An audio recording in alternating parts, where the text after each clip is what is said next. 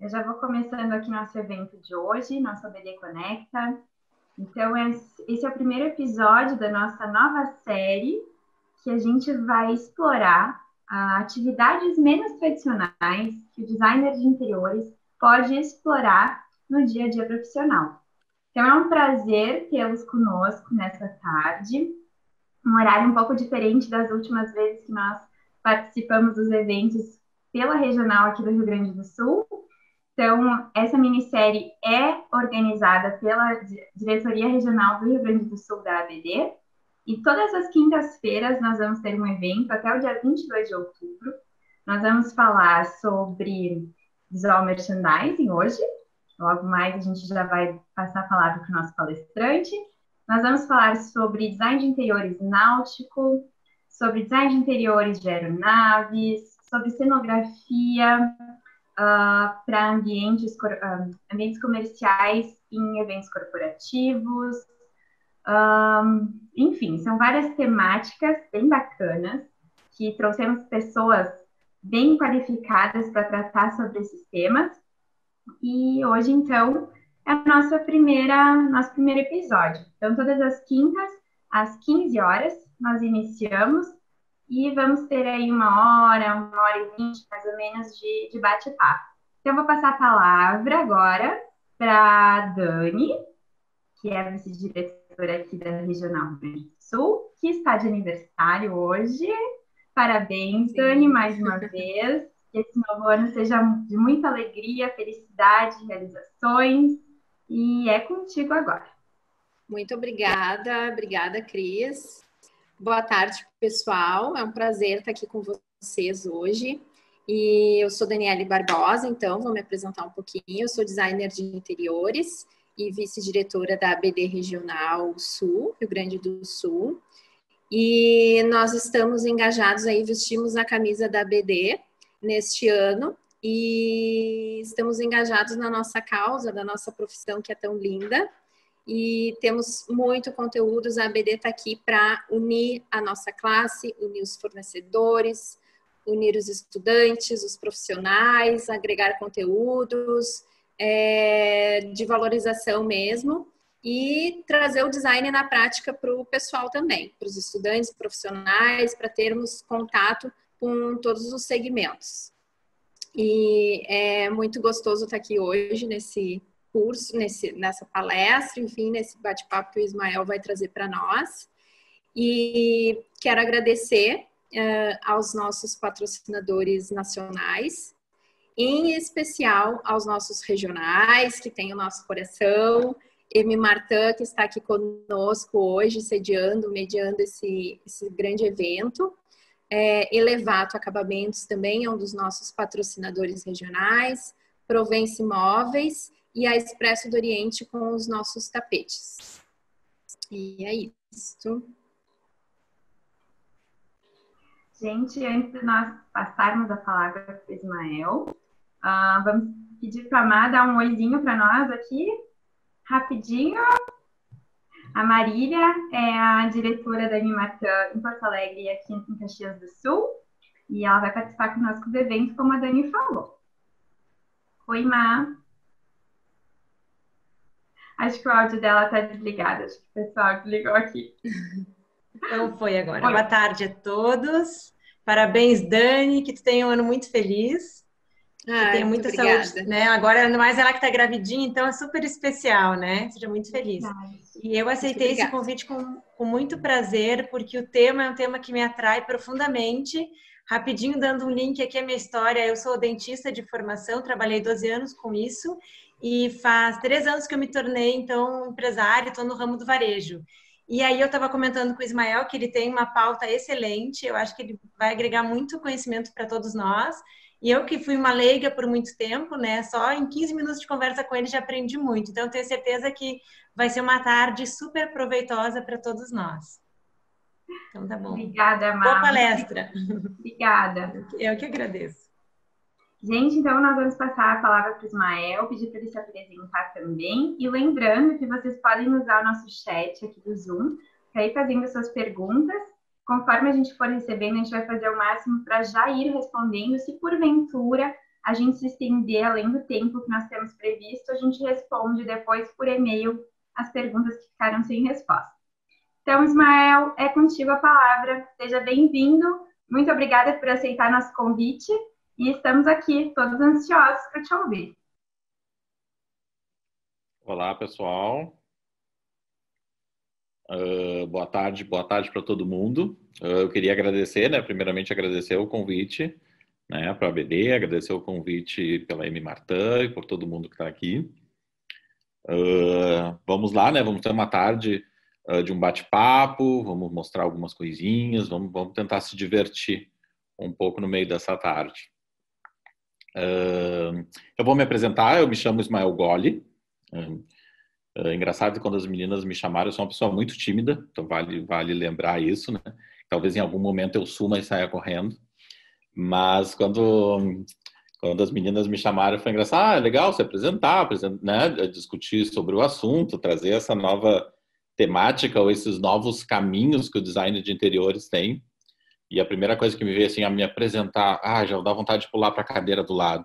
Eu lembro quando a gente se apresentava no colégio, iam passando as apresentações pelas filas, eu ia trocando as cadeiras para ver se a professora não me via e eu conseguia fugir da apresentação. Mas, né, isso aqui não é uma sessão de terapia, né? A gente veio aqui para discutir um pouquinho e se divertir, então vamos a isso. Então, a minha formação é de publicitário, eu sou publicitário há mais de 20 anos, né? Sempre trabalhando na área de estética, dentro da publicidade, então com direção de arte, com criação. Ao longo da vida e ao longo da carreira de publicitário, eu participei de inúmeras outras atividades. Eu fiz curso na Universidade de Compostela sobre criação, eu sou pós-graduado em arquitetura de interiores, já fui artista plástico, já fui fotógrafo, já misturei, já passei por diversas áreas. E tudo isso vai nos ajudando, né? A gente vai trazendo um pouco dessa bagagem e vai misturando tudo naquilo que tu tá fazendo no dia de hoje, né? Porque eu diria que a gente, hoje em dia, a gente nem consegue mais construir carreiras, né? A gente troca de carreiras a cada 6 meses. O mundo tá mais dinâmico em função disso.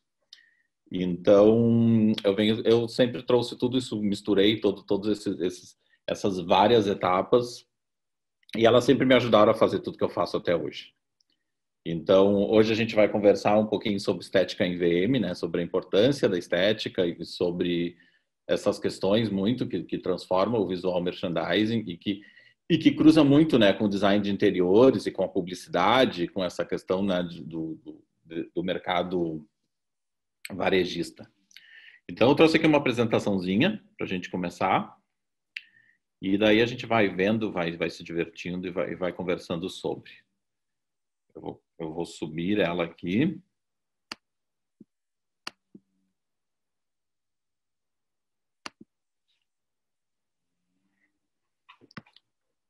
Será que todo mundo está enxergando? Tá tudo ok?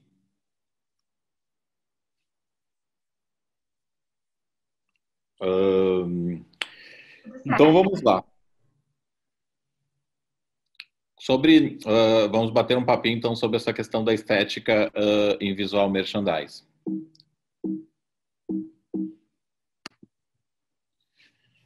A primeira coisa, eu acho que a gente, para começar a conversar sobre isso e para a gente discutir um pouco sobre esse tema, a primeira coisa que a gente precisa conversar é entender um pouquinho o que é estética, né? O que é estética, o que é visual merchandising, o que é vitrine, o que é cenografia. Então, passar rapidamente por esses conceitos, obviamente são conceitos muito mais profundos e que a gente poderia ficar 6 meses trancado numa ilha conversando sobre eles, mas são conceitos que é importante nesse momento a gente entender um pouquinho para entender toda essa construção de lógica e esse raciocínio. Então, o que é estética, né? Na verdade, o termo filosófico é um termo filosófico grego que na sua, sem aprofundar muito, né, na sua lógica macro, é o ato de perceber e o ato de notar. Então, a estética, ela está muito relacionada àquilo que nos sai um pouco do cotidiano, aquilo que nos puxa o olho, sabe? Aquilo que não está igual ao que a gente está acostumado a ver ou aquilo que a gente enxerga o tempo inteiro da mesma forma. Então, quando a gente trabalha bem a estética, ela é aquilo que nos dá nos dá uma puxadinha, assim, que nos faz notar as coisas. E a estética, e essa questão da estética, desses termos e dessa questão do notado, de fazer alguma coisa diferente, nos linka muito com o visual merchandising, né? Porque todas essas questões de visual merchandising estão muito interligadas a clientes, a lojas, ao mercado varejista, e de como essas lojas tentam, de alguma forma, ou de algum jeito, chamar essa atenção, né? Puxar o olho desse cliente, trazer esse cliente para perto, sabe? Bater um papo com esse cliente. Então, o visual merchandising está muito ligado a isso, assim, né? Está muito ligado a essa questão que organiza as coisas, que deixa a vida dos nossos clientes um pouco mais leves, mais fácil, né? Tu entra dentro de um ambiente que ele é esteticamente agradável, né? Relacionado a uma série de fatores, mas que seja um ambiente que nos deixa tranquilo, que a gente encontre o que a gente quer, que não seja prático. A gente sabe que a nossa vida cada dia é mais corrida, né? E cada vez a gente tem menos tempo. Então, tudo que nos ajuda a vida a ser mais leve, mais rápida, mais prática e com menos incomodação é válido no dia de hoje, né? Então, o visual merchandising é muito sobre isso, assim, né? É muito de trazer essa organização. E ele está muito interligado, tanto a questão de visual merchandising quanto a questão da estética, à experiência das coisas, né? Aquilo que nos chama a atenção é aquilo que nos traz algum tipo de experiência, é aquilo que nos traz algum tipo de sensação. Então, isso está muito intimamente ligado às questões de vitrine, né? Que na verdade é um dos caminhos que um designer de interiores pode percorrer, né? Porque ela está muito ligada à cenografia, ela está muito ligada a essa organização, a essas questões assim de tanto uma questão técnica, né? Se a gente for pensar, e a gente nunca para pensar, né? Dificilmente, é raro a gente parar para pensar hoje em dia. Mas se a gente botar um banquinho na frente de uma vitrine e parar para pensar, ela está muito interligada às questões do design de interiores, né? Tecnicamente, porque ela tem toda uma questão de iluminação, ela tem toda uma questão, hoje em dia, cada vez mais uma questão de elétrica e de... Né, a gente vive num mundo em que o movimento, ele está muito sendo aceito, ele está muito necessário, né? A gente vê as redes sociais deixaram de ser estáticas e estão muito em função de movimento. Então, essas questões da vitrine, essas questões técnicas funcionam muito, né, com essa relação do design de interiores.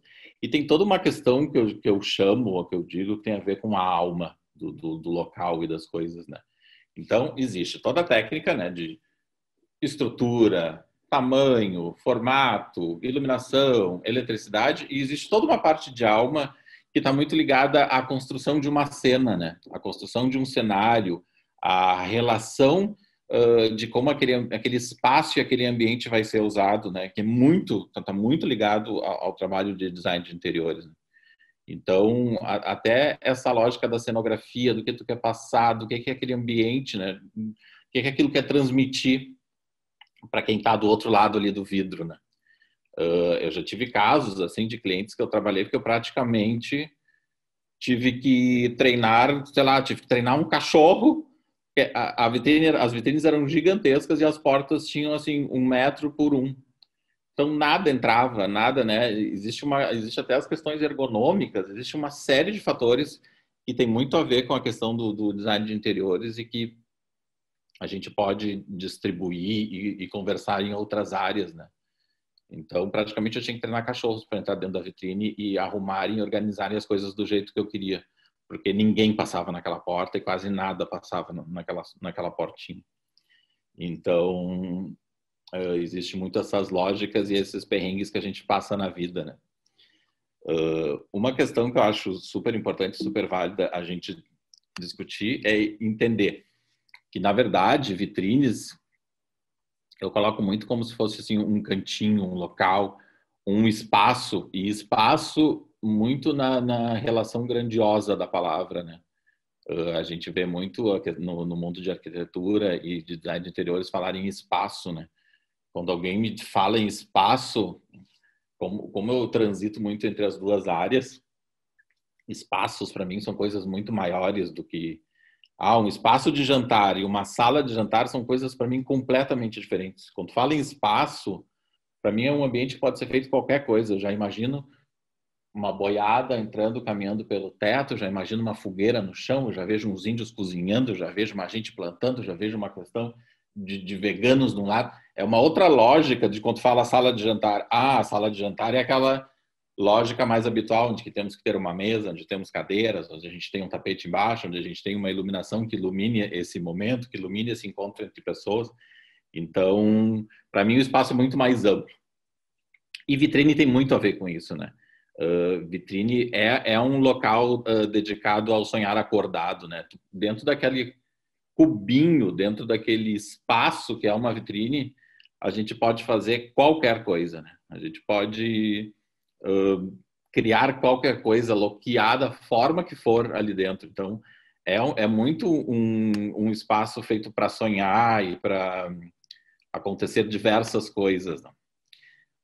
Eu trago aqui essa frase desse filósofo que meus alunos aprendem mais vendo as vitrines no percurso de casa até a escola do que no curso que eu leciono.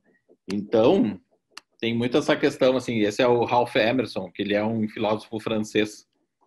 E essa frase ele escreveu em 1860.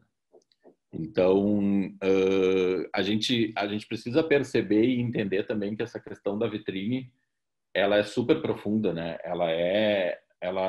Socialmente, vitrines podem praticamente contar a história de um povo, a história de um período, a história, né? Quase que de uma vida aí civilizada. Então, existe muito essa discussão, assim, de que as vitrines passam batidas, né, no dia a dia da gente, a não ser quando a gente está realmente precisando algo, ou a não ser quando a gente quer dar uma desopilada na vida e na alma, a gente olha para elas. Mas elas têm um papel social super importante. Né? Elas foram, inclusive, responsáveis por não sei quantos anos atrás, a uma migração de pessoas que saíam, por exemplo, de Bruxelas e iam para Paris, porque diziam que Bruxelas era uma cidade completamente sem graça, porque ela era uma cidade que não tinha vitrines. Então, as pessoas queriam se mudar para Paris, porque para Paris tu tinha muito mais o que fazer num sábado e num domingo, que era percorrer ruas e percorrer coisas para olhar as vitrines. Então, elas têm um aspecto social super importante assim ao longo da nossa vida. Então é válido lembrar e é super importante a gente entender que vitrines são um instante de pausa, né? São um cartão de visita, né? É o jeito de que o estabelecimento e que as lojas chamam essas pessoas, né? É o jeito que eles puxam essas pessoas para dentro. Então não deixa de ser um convite, não deixa de ser uma isca, não deixa de ser até arte, né? Porque muitas vezes tu te para na frente de uma vitrine e aquilo te faz tão bem, aquilo te chama tanta atenção que tu chega a dar uma suspirada, assim, tu chega a fazer com que aquilo às vezes muda até o teu humor ao longo do dia.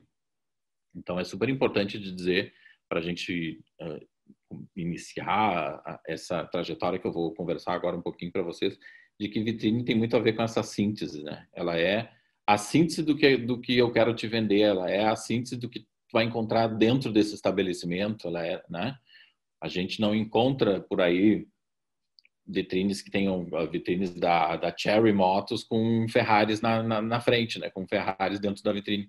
Então, a vitrine conta um pouquinho do que tu vai enxergar dentro da loja, do que tu vai viver dentro da loja, daquilo que tu vai ter ou viver ou experimentar ou ter essa experiência lá dentro. Então, por isso que vitrines têm essa super importância no mundo e na vida de hoje. Indo um pouquinho mais além, um pouquinho mais rápido,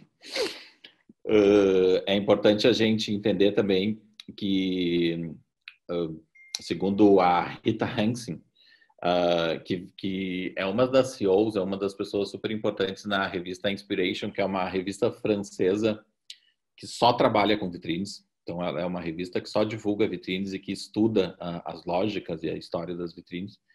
Então, é importante, acho essa frase dela super icônica, assim, que não nos lembramos mais da vida humana sem esses pequenos mundos de transparência.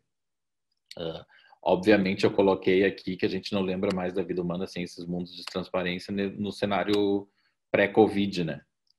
Então, a gente sabe que o mundo pós-Covid pode nos vir aí com boas...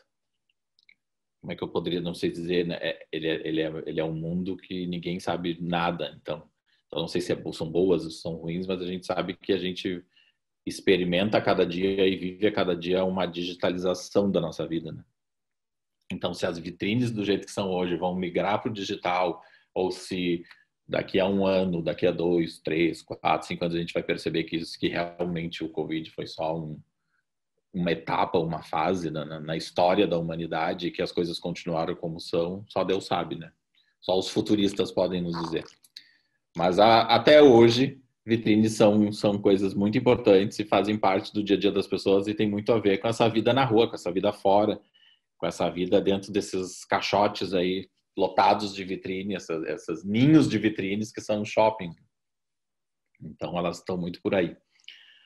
Mas, conversando um pouco sobre todas essas questões que a gente passou por aqui, sobre a questão da estética, a questão do VM e a questão da vitrine, como que isso tudo se relaciona e se integra com o design de interiores, eu queria mostrar para vocês um pouquinho na prática, assim, um pouco de como eu e a minha equipe lá, formada pelo Léo, pela Bianca, pela Pingo, pelo Armando, eu tenho várias pessoas que trabalham comigo, como é que essas questões, como é que a gente trabalha essas questões, né, dentro da vitrine, como é que a gente cria vitrines, como é que a gente desenvolve vitrines, como é que a gente apresenta vitrines para clientes, como é que a gente faz isso acontecer, né? Às vezes as pessoas não têm nem noção do quanto é trabalhoso e complexo fazer tudo isso existir. Mas existe uma forma, existe um jeito e aos poucos a gente vai se adaptando e vai fazendo isso tudo acontecer. Então, na prática, tudo começa muito numa questão de inspiração, né? Então, obviamente, a gente tem muitas etapas das etapas que a gente conversa tanto em design de interiores, de arquitetura, né? De entender o problema, de briefing, de conversa com o cliente, de entender o que a gente precisa e quais são todas as possíveis soluções. Mas a gente inicia muito essa criação muito, ou pelo menos eu tento fazer com que toda a minha equipe e todas as pessoas que trabalham comigo tenham muito uma lógica de começar a criar uma vitrine através de inspiração, e essa inspiração vem muito de arquitetura, design, artes plásticas. Jamais começar a criar uma vitrine olhando outras vitrines. Referências hoje são muito perigosas, né? O Pinterest está aí, né, para praticamente pasteurizar toda a criação, né, de tudo que todo mundo faz. Então, surge uma lógica lá, quando vê tá todo mundo fazendo igual, tá todo mundo... As pessoas precisam aprender de uma vez por toda como usar uma referência, né? Como entender uma referência e fazer com que uma referência te ajude em algum aspecto do teu trabalho. E não que aquilo seja algo que tu quer seguir, perseguir, copiar. Então, eu me lembro de uma funcionária lá, de uma menina que trabalhava comigo, que ela sempre olhava coisas e ela ficava alucinada pelas super vitrines que ela via. Ela dizia, eu quero fazer isso aqui, eu preciso fazer isso aqui, é essa que eu quero fazer, ela me dizia, super empolgada. Eu tinha que abraçar ela e dizer, calma, respira 10 minutos, e o pai vai ter que te dizer uma coisa, essa aqui que tu tá vendo, alguém já fez. Então, essa tu não vai fazer de novo. Então, as pessoas precisam entender de que, né, de como usar as inspirações, de como usar as referências. Então, eu acho que a questão da inspiração, ela vem de tudo, ela só não pode vir exatamente do mesmo meio. Então, ela vem de arquitetura, ela vem de design, ela vem de artes plásticas, ela vem da própria natureza, ela vem até do bule velho da tua bisavó. Às vezes, tu olha aquela forma, tu olha aquela lógica de construção de cor, aquela lógica de como aquele material existe, e aquilo, né, como vitrine, como mesmo já disse para vocês que vitrines são áreas e espaços mágicos, aquele bule pode virar um bule gigante, aquele bule pode sair gente de dentro, aquele bule pode jorrar corações, aquele bule pode ser qualquer coisa. Então, Isso é bom porque nos deixa a mente livre e a mente aberta. Então, como eu vinha conversando, isso aqui são exemplos de arquitetura, né? A gente olha esses exemplos desses interiores, desses saguões, dessas divisórias. Tu pode olhar para isso e enxergar, nossa, isso aqui é uma plantação de algum tipo de vegetação. Isso aqui poderia virar uma vitrine de primavera. Isso aqui pode virar, nossa, essas barras, essas coisas mais escuras. Isso aqui pode virar alguma representação de algum tipo de inverno ou de alguma coisa assim. Então, é bom o nosso olhar começar a olhar para coisas que não sejam tão óbvias, sabe? Que não sejam tão... Então, a gente olha muito para isso, assim, na arquitetura, nos mobiliários, nos objetos, na arte, né? A gente olha essa primeira imagem aqui. Por exemplo, se eu pegar algo parecido com aquilo ali, pegar umas tiras de lata, dar uma enrolada nelas, fazer meio que um laçarote, jogar no fundo de uma vitrine no mês de dezembro, isso aqui é uma vitrine de Natal. Então, não necessariamente uma vitrine de Natal tem que ter aquele super árvore verdinha com bolinhas vermelhas, né? Aquele Natal super clássico, tradicional. A gente pode fazer com que as pessoas olhem para as coisas e pensem um pouco sobre elas né? E tentem interpretar um pouco mais aquilo que a gente está tentando mostrar. E não tragam isso também, não construam cenários dentro das vitrines que sejam muito poluídos. Então a gente pode, porque a vitrine tem uma função super, né, muito mais do que ser algo que embeleze, algo que convide, ela vende produto, né? Então a gente não pode esquecer disso.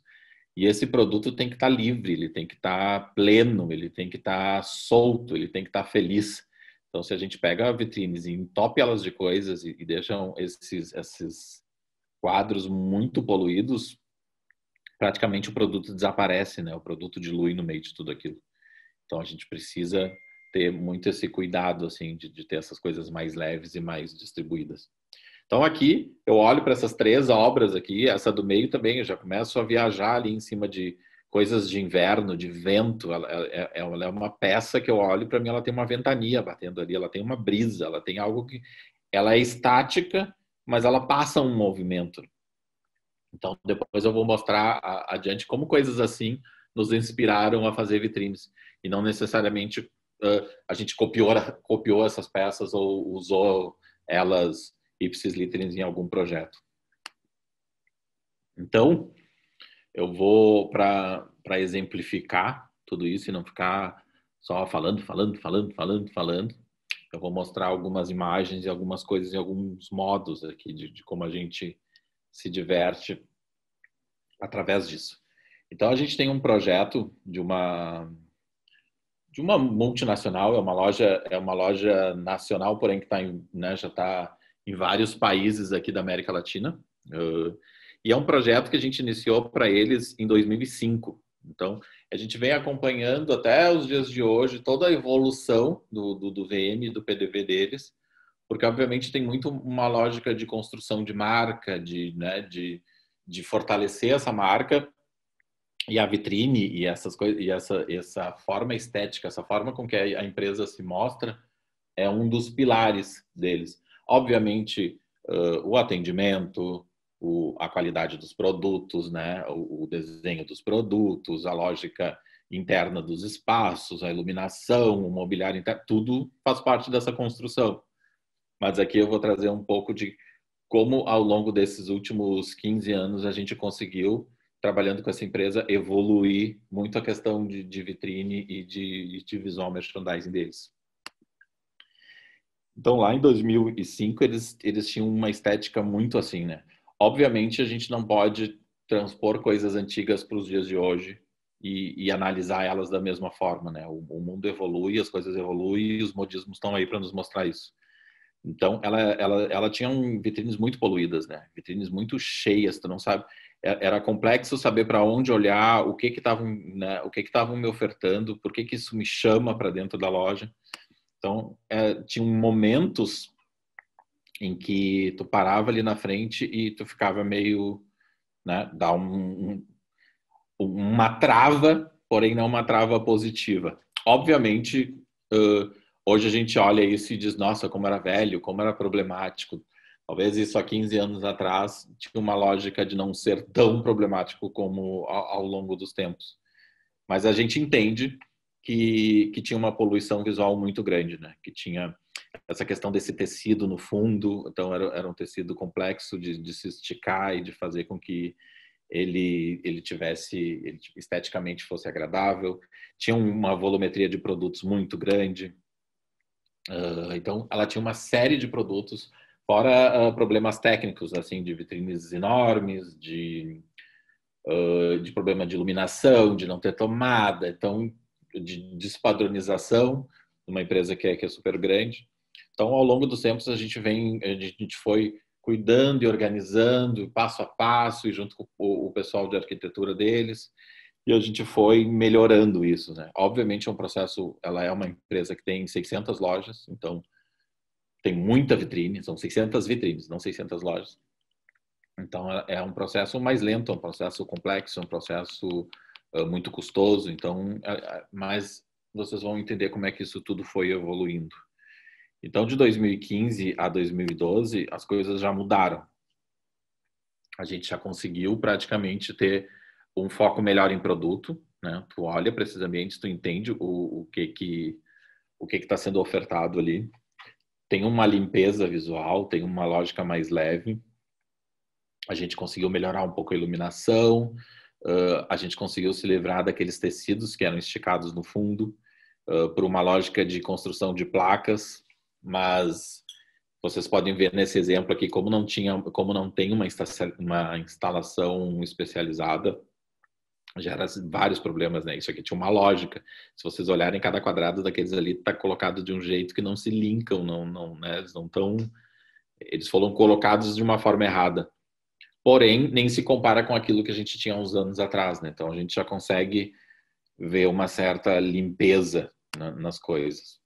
Então a gente vai passando e vai entendendo sobre a evolução desses fundos, de como o foco no produto, de como tu consegue entregar alguma coisa de conceito. Por exemplo, essa é uma vitrine de inverno. Obviamente, estando 5 graus na rua, tu olhar para isso aqui na verdade era um teste. Mas tu olhar para aquele elemento que tem ali, que é quase uma geleira, ele é um elemento gélido, frio, tu vê que as roupas estão protegidas, ela é toda mais limpa, né?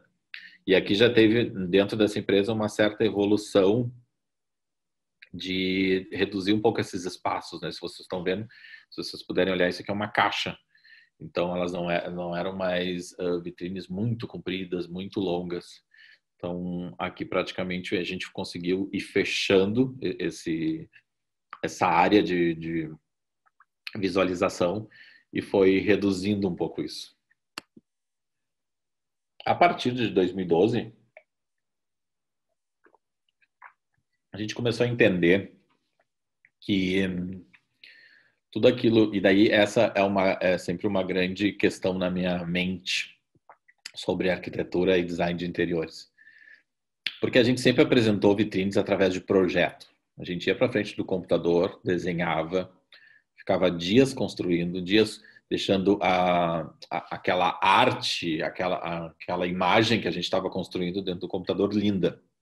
Muito como se faz render hoje. Então a gente cuidava da luz, a gente cuidava do elemento, a gente cuidava dos manequins, tudo lindo, tudo aprovado. Quando a gente ia para a prática, claro que vitrine tem uma lógica de construção de materiais muito mais complexa e diferente do que, né, cada profissão tem suas artimanhas e suas peculiaridades. Mas quando a gente ia para a prática, aquele elemento que a gente ficou dias desenhando e que era uma libélula feita de arame com que as asas eram feitas de uma lona suja de caminhão para trazer a leveza, para trazer essa coisa do handmade, para trazer essa coisa da alma. Tá ótimo, tá lindo, tá aprovado. Só que eu preciso, para 600 vitrines, de mais ou menos 5.000 libélulas entregues em uma semana, distribuídas por um território gigantesco, no Brasil inteiro, sei lá, na América Latina. Era impossível, né? Então, quando a gente ia fazer os testes reais, olha como no layout isso é lindo, olha como no projeto isso tá lindo. A iluminação lá era completamente diferente, então a gente não podia mexer na iluminação. Então, diversas coisas iam dando errado. Acabava que aquilo que tu enxergava era muito essas lógicas que hoje existem 1 milhão de memes aí de expectativa e realidade. Aquilo que tu apresentava era completamente diferente daquilo que a gente entregava. Então, a gente pegou e parou tudo e transformou completamente o processo, né? A gente deu uma reviravolta e transformou todo esse processo de construção, de criação, de apresentação de vitrines. Então, a gente começou a trabalhar muito nessa lógica da era do protótipo. Então, acabou-se qualquer apresentação em vitrine em projetos feitos pelo computador, né? A gente buscava referências, a gente rabiscava, desenhava, e a gente só leva para o cliente os protótipos das vitrines, as vitrines reais. A gente não apresenta mais nenhum projeto, a gente apresenta elas. Vamos definir que para esse briefing a gente vai levar 6 vitrines, 6 opções de vitrine.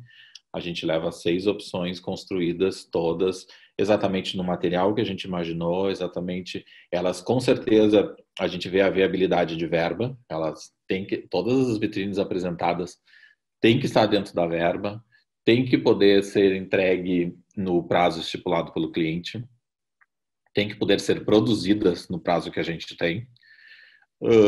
E elas têm que ficar exatamente igual ao protótipo. Então, a era do protótipo nos ajudou muito, assim, a não ter mais esse tipo de erro de, meu Deus, aquilo que foi apresentado não cabe no orçamento, aquilo que foi orçado não cabe dentro do tempo, aquilo que está ok no orçamento, a gente não consegue distribuir para o país inteiro dentro de um período hábil e uma construção de embalagem para que aquele material tão delicado seja distribuído por toda a rede sem chegar danificado.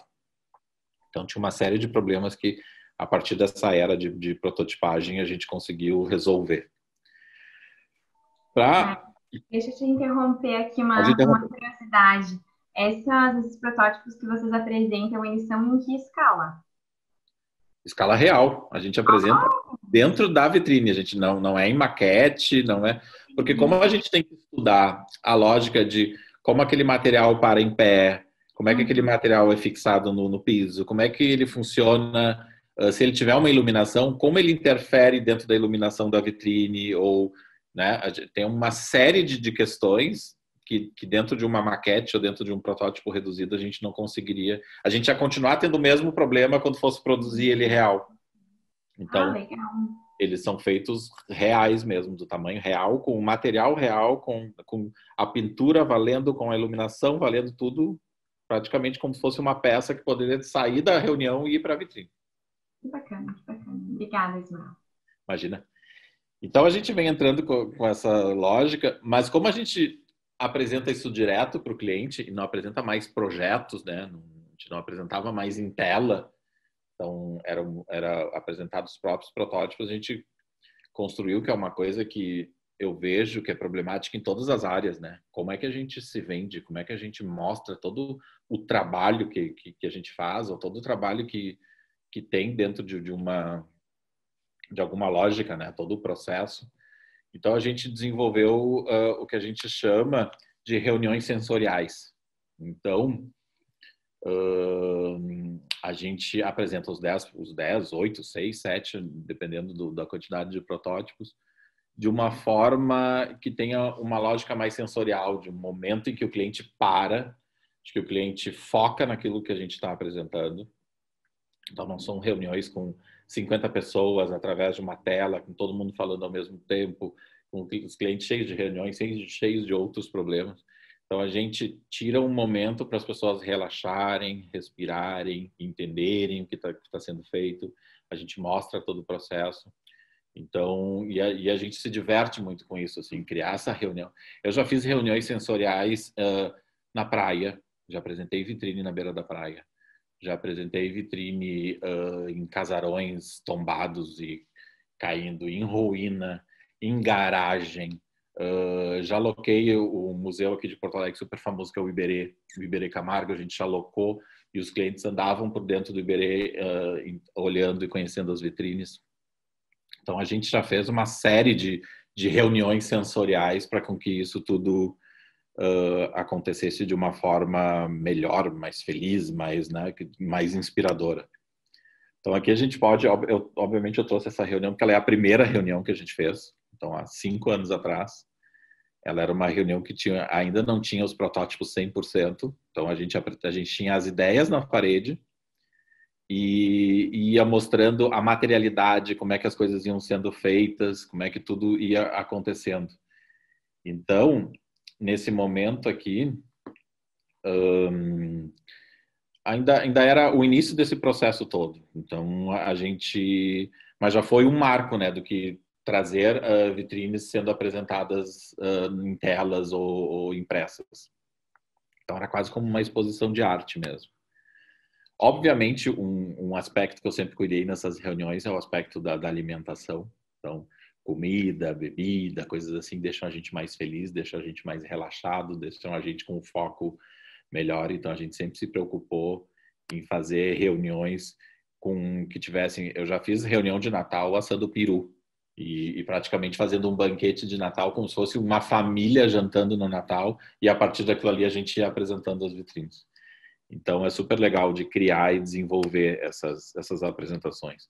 A gente já fez reuniões de Natal como essa aqui, e depois de tanto apresentar reuniões tecnológicas, sabe? Porque mesmo na reunião, tem aquele super vídeo que roda, tem barulhos, tem sons de passarinho piando, tem telões de LED mostrando o conceito, né? Sempre tem uma parafernália tecnológica.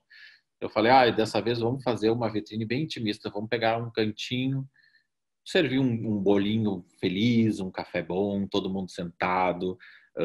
Se vocês enxergarem ali atrás, onde tem um papelão, onde está escrito Natal 2015, atrás tinha um rolo, onde eu ia mostrando o conceito das vitrines, ideias, todo feito à mão, todo rabiscado. Então, a gente já fez reuniões de todas as formas que vocês possam imaginar. E a gente sempre fez reuniões assim. Esse aqui era num prédio, se não me engano, acho que era um prédio da Goldstein, que estava sendo construído. E a gente pediu o terraço do prédio, que ainda estava na construção, para poder fazer essa reunião lá. E eles nos liberaram. Então, isso aqui são os protótipos. São praticamente os protótipos.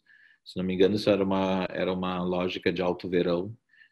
Então, obviamente, a gente apresenta tudo, a gente discute um pouco um conceito, a gente dá umas risadas e depois começa a passear e a andar, e daí vai se discutindo sobre cada protótipo, ou como cada protótipo vai estar ou acontecer dentro dos ambientes.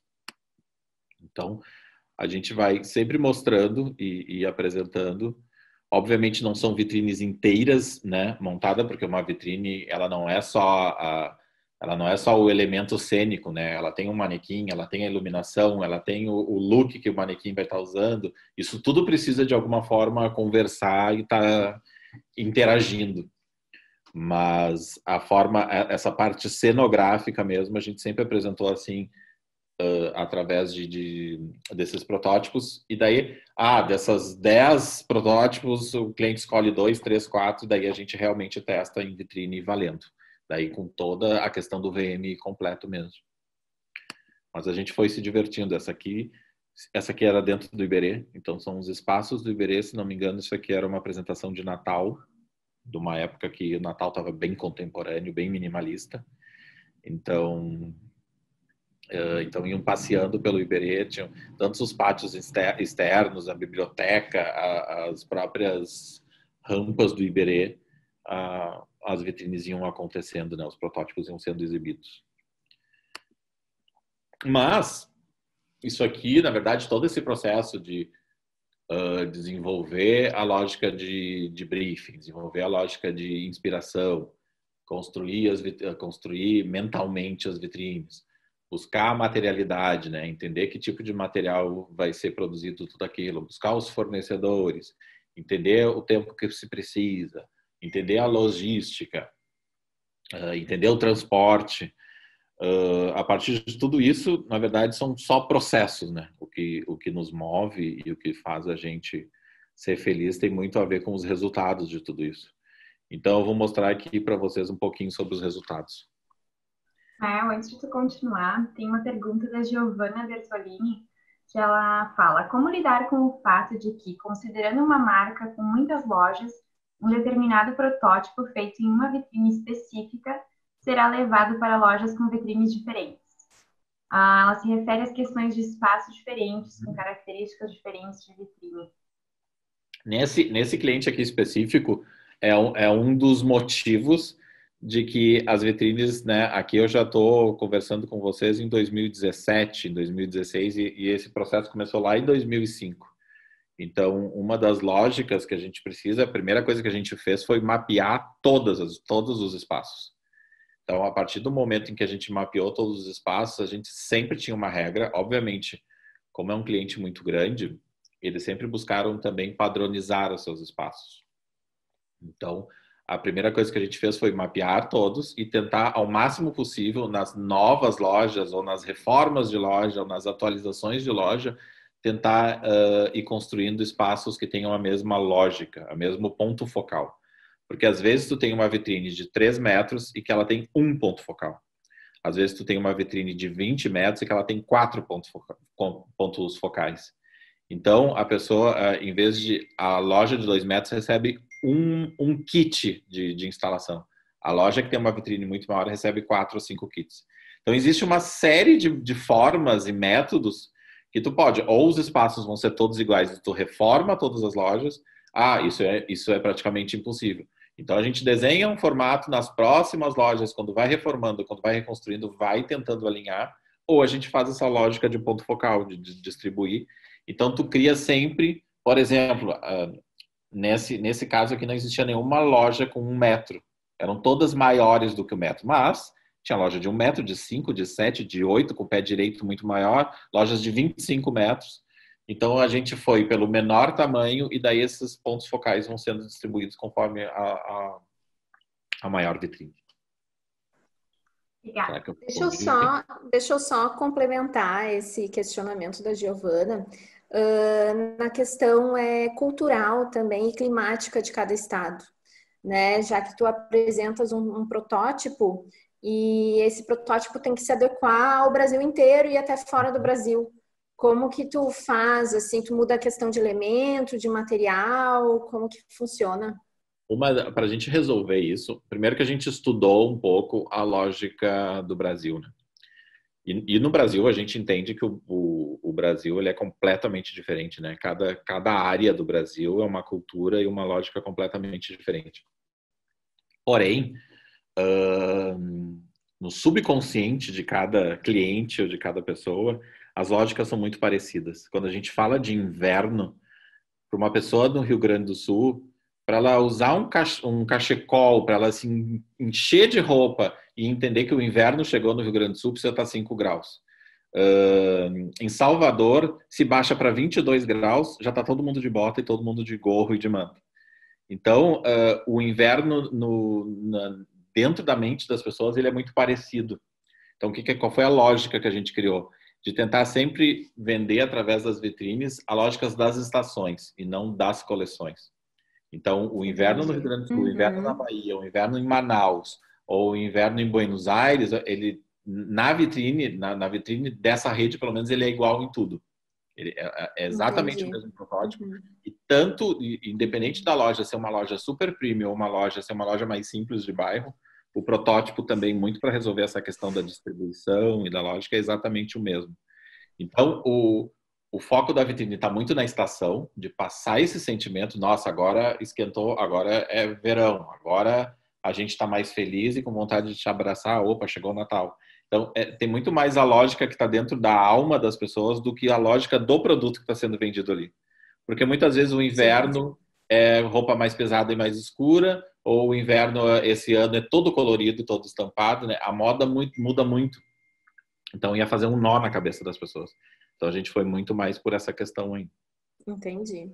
Ótimo, obrigada. Que bom. Então vou mostrar aqui um pouquinho para vocês o resultado disso tudo.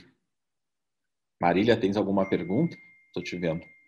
Eu ia aproveitar, não, eu queria aproveitar e linkar que eu pensando em Amy Martin, que a gente comenta muito que a gente tenta ter essa vitrine igual também para ter uma unidade, sensação do cliente, independente de onde ele estiver, qualquer estado, enfim, quando ele entra na loja, ele sabe qual a loja que ele está. Então, acho que também muito tem a ver isso, né? Aí ele vai ter essa questão de reconhecer o ambiente, né? Da loja, como é estruturado, enfim, aí os elementos, a distribuição dos produtos, também a vitrine, né? Entendo que isso é legal também. Muito, tanto na vitrine como no interior das lojas, né? Quem de nós já não, por exemplo, a gente está acostumado a ir sempre no mesmo supermercado, aquele que te entrega tudo, aquele que está perto da tua casa.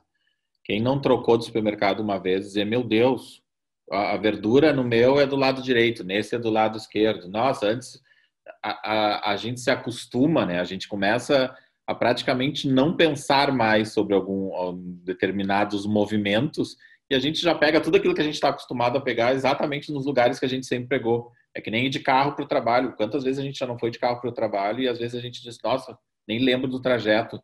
Eu vinha pensando em algum trabalho, em alguma coisa e o carro, um lado do cérebro dirigiu e o outro lado do cérebro fez outra coisa.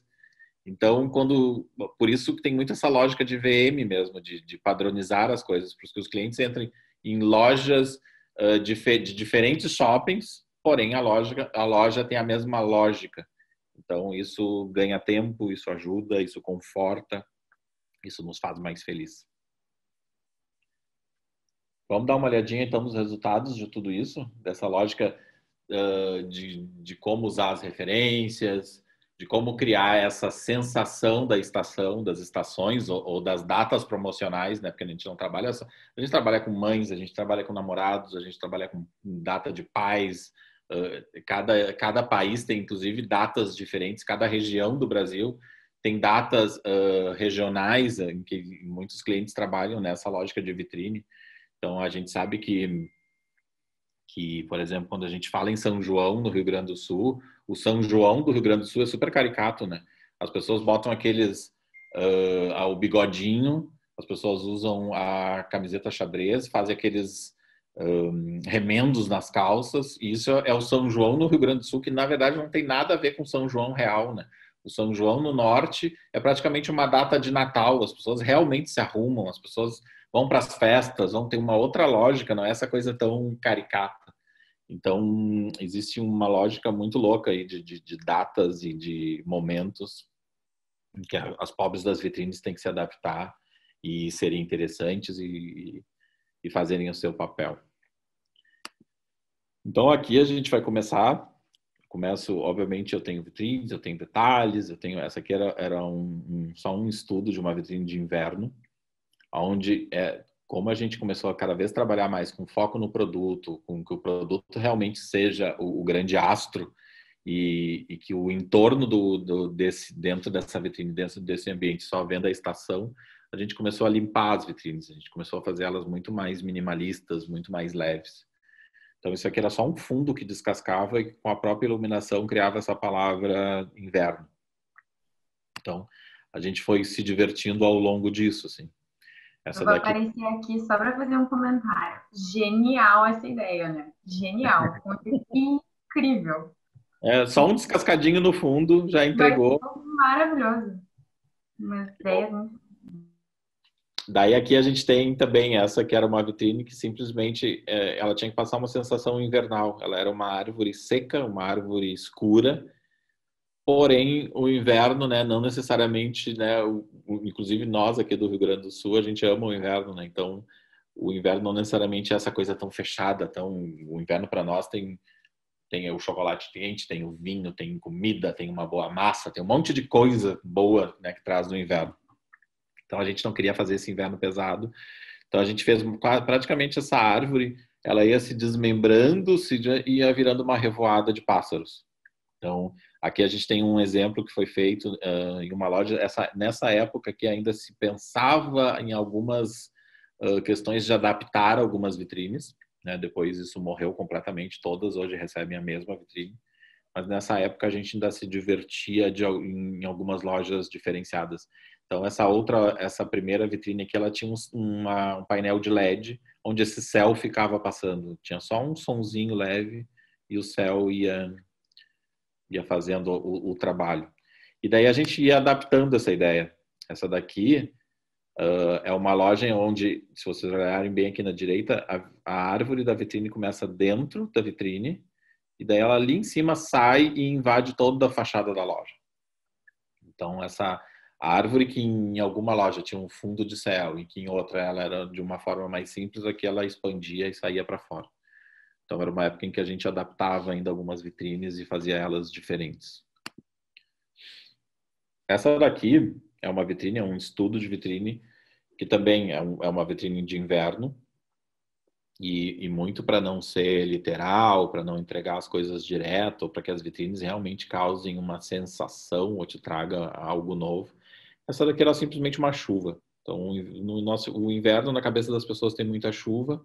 Na verdade, aqui a gente construiu uma chuva escura, uma chuva de borracha, uma chuva preta, sabe? Então, ela é simples, mas ela traz um efeito e uma, né? Ela é muito, tem um design muito bonito, assim. E a gente sempre vai brincando e trabalhando com as questões das sensações, né? Essa aqui também era uma vitrine super simples, que só tinha uma imagem desfocada no fundo, porém com resina a gente construiu esses orvalhos, essas gotas de orvalho reais, que super apareciam, para trazer um pouco dessa sensação do amanhecer, do orvalho, do frio. Então, a gente trabalha muito com essa lógica emocional das vitrines, né? Essa daqui também era uma vitrine que simplesmente eram blocos e caixas de acrílico que capturavam nuvens. Era praticamente assim, queríamos ter nuvens reais dentro da vitrine. Bom, então a gente pega um avião, sobe lá em cima, pega uma redinha, pega um pouco de nuvem, prende ela dentro de uma caixinha e traz para dentro da vitrine. Então, a gente conseguiu fazer com que ficasse um efeito bem de novo. Isso era tridimensional mesmo. Eram feitas com uma lã de vidro misturada com algodão e iam construindo muito essa sensação de caixas com nuvens presas mesmo. Essa daqui também é um protótipo de inverno. Então, tu vê que ele era uma vitrine super minimalista, que eu só tenho as fotos dos protótipos. Ela é bem, como eu vou dizer, rústica, né? Ela era... Obviamente, tinha muito na coleção esse aspecto, assim, do inacabado, do rústico, do forte, Então, a gente tentou transpor isso através da vitrine. Essa daqui é uma vitrine também invernal, então ela tem muito lógicas de passar essa sensação de que tem uma ventania batendo, sabe? Ela é completamente estática, porém, quando a gente parava na frente dessa vitrine, tu quase escutava o vento. Então, ela tem essa questão da brisa, do sentir um movimento, de trazer o inverno de uma forma diferente. Esses aqui são todos protótipos diferentes. Obviamente, só uma foi para a rua. Mas a gente vai estudando os protótipos. A gente chegou nessa ideia de que seriam elementos que trouxessem esse movimento do vento, e daí a gente foi fazendo eles de diversas formas e de diversos jeitos. Às vezes tu olha um protótipo e tu diz, meu Deus, tá perfeito, tá lindo. Era isso que eu queria. E quando tu põe ele dentro da vitrine, ele praticamente desaparece. Então, os testes e os testes reais sempre são muito necessários. Essa daqui é uma vitrine de primavera. Então, era muito para trazer essa sensação da questão da bicicleta, da questão de começar a ir para a rua, da questão de passear, de parque, de mato, de buquê de flores. Obviamente, a gente deixa ela mais neutra, mais minimalista, muito para não brigar com a roupa, para trazer essa sensação, né? Tu vê que as roupas ainda têm uns tons terrosos, ainda era muito um início de primavera, onde está meio friozinho, onde o calor ainda está longe. Então a gente vai se divertindo e discutindo todos esses pequenos aspectos. Essa daqui também é uma vitrine de primavera, onde simplesmente é um rolo que pinta a primavera no fundo, uma parede de tijolos. Então, era um rolo onde passava ia deixando. Então, olha como a adaptação de uma vitrine que não tem um fundo do lado esquerdo aqui, para uma vitrine que tem o back no lado direito. Então, ali ele veio do chão e subiu na parede. Nessa outra, ele passava só no fundo mesmo. E aos poucos a gente vai se divertindo. Essa daqui também era uma coleção que as roupas eram super importantes, então era uma vitrine de primavera que não podia em nada brigar com a coleção. Então a gente fez essa revoada gigantesca de borboletas metálicas. Em algumas lojas essas borboletas invadiam as laterais, o teto, o piso, o vidro.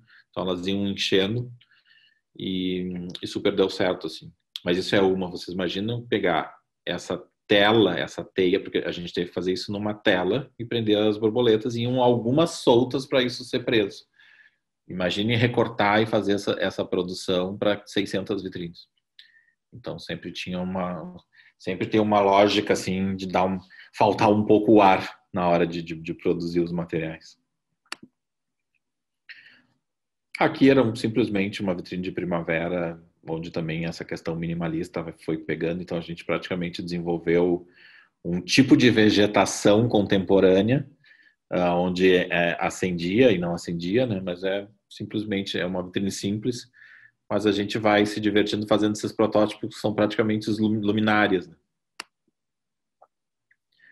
Isso daqui já era uma vitrine mais antiga, que era uma vitrine de mães. Então, onde esse coração, ele tinha uma série de lembranças, assim, a gente fez uma super pesquisa do que lembrava essa coisa da infância, tanto para os filhos quanto para as mães. Então, esse coração, ele era enorme, ele era gigantesco, e ele tinha uma série de frases, ele tinha fitas enroladas, e cheio de frases sobre as mães, desde o não esquece o casaquinho até frases mais complexas. Daí tinha roupinha, tinha sapatinho, tinha uma série de coisas de infantil, todas feitas em plástico injetado em papel e todas brancas, assim, pra gente, de novo, o coração tinha que te trazer uma sensação. Eu não posso fazer um coração todo colorido, cheio de coisas, que a pessoa só olhe pro coração e não olhe para as roupas, né? Então tinha muito essa lógica, assim, né? Ela só tem que trazer o papel dele é dar uma suspirada. Fale, Cris. Ismael, a Gláucia Lage perguntou como tu consegue esses fornecedores de materiais ou os fabricantes dos materiais que tu usa nas vitrines? A gente trabalha, para esse cliente aqui específico, a gente trabalha com fornecedores que são super parceiros, assim, que tem já uma lógica, porque não é o tipo de fornecedor, ele é fácil de encontrar, mas ele não é fácil de encontrar quando tu precisa produzir isso em escala, né? Uhum. Então, a gente já quase um garimpo, né? É um garimpo de itens, né? Coisas. Em grande escala. E eu preciso entregar esse coração que tá lindo, que tá feito, mas eu preciso entregar 600 deles iguais, e eles têm que chegar na loja de um jeito impecável, sem estar estragado, sem estar amassado, em transporte que a gente entende, né, que hoje em dia as transportadoras, o transporte no Brasil é bem complexo. Então para a gente, ao longo desses anos, a gente foi desenvolvendo esses fornecedores. Então a gente tem fornecedores que eles não trabalham exclusivamente para a gente, mas eles são fornecedores que já entendem a lógica, já entendem os prazos. Então, e às vezes são fornecedores que um dia tu chega lá na fábrica, tem 4 pessoas trabalhando. Um dia tu chega, tem 650. Então, eles têm uma lógica de conseguir se adaptar e a chamar gente para botar a mão na massa, porque isso tudo, essas fitas aqui são produzidas pela indústria, mas é feito um a um, à mão, amarrado. Então, tinha assim uma mulher para cada, assim, praticamente uma pessoa em cada coração desses, desenvolvendo e fazendo, olhando para um protótipo mãe e seguindo ele. Mas a gente encontra fornecedores. Principalmente é mais fácil encontrar, principalmente quando era aquele caso que eu passei ali que eram quase luminárias. Então a gente, inclusive, muito busquei em fornecedores mesmo de construção de luminárias, em fornecedores de arquitetura mesmo, para conseguir fazer essas entregas, mas é complexo. Deixa eu aproveitar o gancho, já que deu uma pausa. Na concepção desse conceito, enfim, dessas ideias, quais são os profissionais, quais setores da empresa se envolvem contigo? Enfim, é o marketing, é o compras, assim, eu queria entender assim como que tu entende qual é a turma assim que precisa estar junto para unir essas ideias e aí tu construir essa questão dos protótipos, enfim, do conceito. Eu acho que cada área e cada setor se organiza de uma forma. Nós somos uma agência de propaganda, né? Então a gente tem dentro da agência setor de produção, setor de criação, setor de prototipagem, tem vários setores ali dentro. O cliente em si, ele me passa só um briefing. Depois ele vai enxergar os 10 protótipos prontos. A gente não discute nem valores com ele. Eu sei qual é a verba que ele tem disponível para fazer essa vitrine. Eu uso parte dessa verba para construir os protótipos, mas todo o restante da verba tem que ser possível de eu produzir esses protótipos e de eu distribuir esses protótipos. Quem cuida do transporte da embalagem, geralmente é o próprio fornecedor. Então, ele que desenvolve a embalagem, que geralmente são embalagens que às vezes custam até mais caro do que o próprio protótipo. São caixotes enormes, cheios de cabo de aço, que às vezes a peça nem encosta nas laterais da embalagem. Então, geralmente quem faz essa parte do transporte e da embalagem são os meus fornecedores e a gente, como cliente deles, aprova essa parte. Entendi. Entendeu? Respondi a tua pergunta? Sim, super. Mas geralmente é tudo feito dentro da empresa e dentro da agência. Toda essa lógica da criação do protótipo, de quem escolhe os fornecedores, é a nossa empresa que faz. E daí mostra para o nosso cliente tudo isso já desenvolvido. Mas o marketing, no caso dessa loja, te passa os produtos que ela quer expor, digamos assim, ou a coleção, o conceito da coleção, e aí tu cria em cima daquilo. Isso tudo vem num briefing que eles nos passam. Olha, a coleção é focada nesse. A gente entende até que, como, por exemplo, uma vitrine de inverno fica 3 meses sendo exposta. Porém, os produtos ao longo desses 3 meses mudam. Então, a gente entende até as lógicas de cores e de produtos que vão entrar para ver se isso tudo vai combinar, né? Ao longo de cada troca combina. Entendi. Um planejamento antes da gente sair, né, brincando de fazer protótipo e de dessa loucura toda, existe um planejamento. Entendi. Obrigada. Essa daqui era uma vitrine super simples, aonde era uma vitrine de mães, aonde simplesmente tinha uma radiografia, né, uma ecografia na frente dos manequins. Aqui, como a gente está em PDF, não está mostrando, mas se vocês olharem ali no meio, tem um coraçãozinho vermelho, ele ficava piscando. Ele era um coração que ficava piscando, de praticamente, então, que na teoria, esses manequins estariam grávidos. Então, era uma vitrine de mãe super simples, simplesmente uma ecografia presa na frente do manequim, um coraçãozinho piscando e as mães nessa época olhavam para isso e diziam, meu Deus. Então, ela é uma vitrine que nem chegou a ser produzida para toda escala, ela ficou muito mais em protótipo, porque existiam outras que resolviam melhor a demanda daquele momento, mas no teste que a gente fez, as mães amavam. Essa daqui também é uma vitrine de mães, então ela é praticamente um coração gigantesco, feito de galhos reais. Esses galhos a gente conseguiu, através da prefeitura aqui de Porto Alegre, num daqueles gigantes vendavais que tiveram há uns anos atrás. E a prefeitura, obviamente, recolhe todas as árvores que caem e que tem algum tipo de problema nos parques e nas ruas. E isso vai tudo parar num pavilhão. E muito artista plástico acaba comprando o tronco dessas árvores, né? A gente conhece um monte de artista plástico que trabalha com essa madeira mais bruta, com essa madeira maior, que faz mesa, que faz banco, que faz uma série de coisas. Mas os galhos e as copas das árvores acabam que eles guardam por um tempo e depois eles incineram. Então, essa vitrine toda foi feita... Obviamente, a gente fez um tratamento de pintura, né, de jato, para que todos esses galhos tivessem uma cor mais próxima, mas ela é inteira montada, é uma estrutura de ferro com palha e galhos reais todos amarrados. Então, era um coração de mãe, assim, ele é praticamente um coração com um ninhozinho dentro e uns passarinhos. Essa daqui é uma vitrine de namorados, também super simples e contemporânea, praticamente só um recorte em aço. E se vocês olharem esse recorte, ele é feito chapado, né? Ela não tem essa volumetria, ela só cria essa volumetria pelo peso dessa chapa quando colocada naquela haste ali, ó. Tem um cabide, se vocês olharem, é praticamente um cabide de pendurar roupas.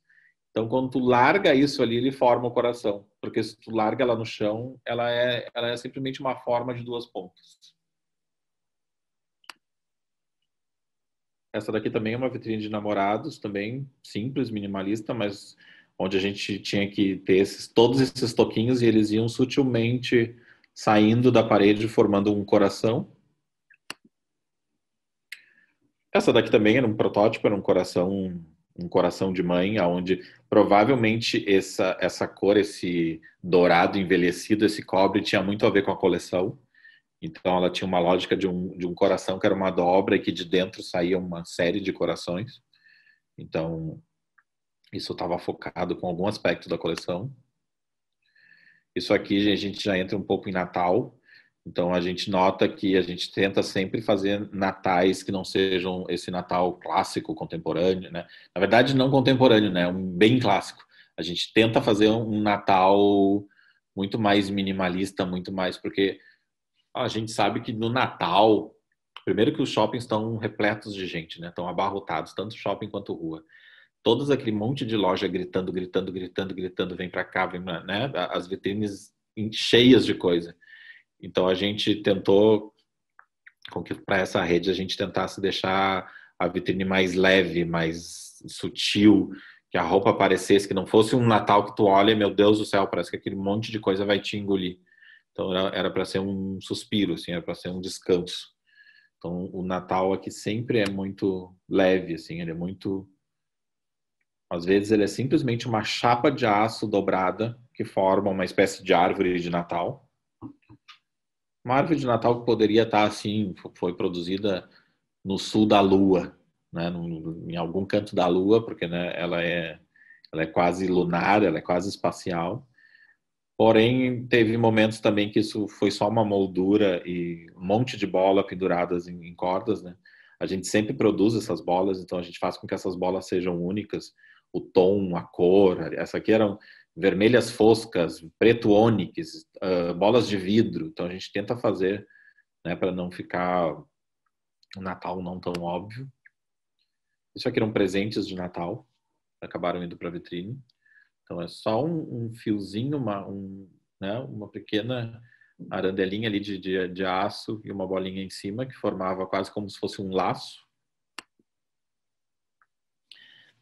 Essa daqui, a gente já começa, daí a gente vem chegando mais próximo do que a gente é hoje. Então essa vitrine aqui, a gente, com a evolução, a gente já começou a poder ter luz dentro da vitrine. Então algumas já tem um espaço de elétrica. Mas como eu falei para vocês, essa é uma empresa que cuida muito dessa questão da diversidade, da igualdade, ela é muito preocupada com isso. Então, aqui já existe a regra, nesse momento que a gente fez essa vitrine, em que tem um refletor que passa sobre uma lente e joga a primavera no fundo, que é uma folha, todas as vitrines tinham que ser iguais. Eu dizia, meu Deus, como é que eu vou abandonar? Que judiaria abandonar, né? Que pena que abandonar esse protótipo que está tão bom, mas não adianta. Eu tenho 30% das vitrines que têm instalação elétrica e 70% das vitrines não têm instalação elétrica. Então, a solução foi imprimir essa reflexão aqui que vocês estão enxergando na parede. A vitrine do lado direito, se vocês olharem, aquele fundo lá está impresso. Se vocês perceberem aqui, não tem nem luz sendo jogada desse pino no chão. Então, a primeira vitrine realmente ela é real, está jogando a luz ali na nossa lente e a lente está refletindo aquilo que está lá na parede. E na segunda vitrine, a gente usou um truque de imprimir essa iluminação e, na verdade, nada aqui está ligado em elétrica nem nada disso. E a gente conseguiu fazer com que todas as lojas da rede tivessem exatamente a mesma vitrine. Daí, obviamente, a gente começa a evoluir muito para essas coisas de iluminação, né?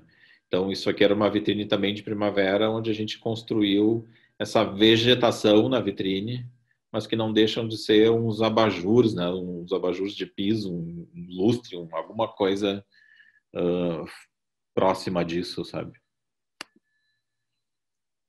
Então, a gente começa a ver que, inclusive, a luz passa a ser um elemento, né? Ela começa até a reduzir a quantidade de elementos cênicos na vitrine, porque a luz por si só já grita muito nela, já te traz um...